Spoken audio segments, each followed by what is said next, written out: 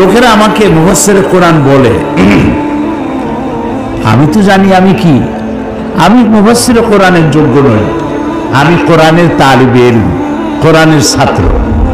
সুবহানাকা লা ইলমা লানা, আমার কাছে কোনো জ্ঞান নাই, ইল্লা মা আল্লামতানা, যদি আমার মনিব আমাকে কিছু বলতে দেন তাহলেই বলতে পারবো। আলাইহি তাওয়াক্কালতু ওয়া ইলাইহি উনীব, আমি আমার রবের দিকে ফিরে যাচ্ছি, তিনি যদি দয়া করে আমাকে কিছু বলার তৌফিক দেন, এমন কিছু কথা যা আমার জন্য হেদায়েত হবে, গোটা মিল্লাতের জন্য হেদায়েত হবে, সেই জাতীয় কথা আল্লাহ যেন আমাদের দিয়ে বলান এবং ভদ্রতার সাথে আদবের সাথে সে কথাগুলো যেন আমরা আত্মস্থ করতে পারি, এ তৌফিক যেন তিনি আমাদেরকে দান করেন।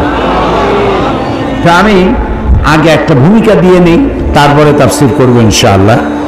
ভূমিকাটা কোরআন শরীফের না, কোরআন শরীফের ভূমিকা দেওয়ার মতো ক্ষমতা পৃথিবীর কারোরই নেই, এটা হাত দেওয়ার উপায় না, এটা প্রথমেও না, শেষেও না, মাঝখানেও না, এটা সম্পূর্ণটা সলিড, এটা কার? আল্লাহ তাআলা। সুতরাং আল্লাহ তাআলার কালামের ভূমিকা দেওয়ার মতো বেয়াদবি ধৃষ্টতা কেউ করতে পারবে না।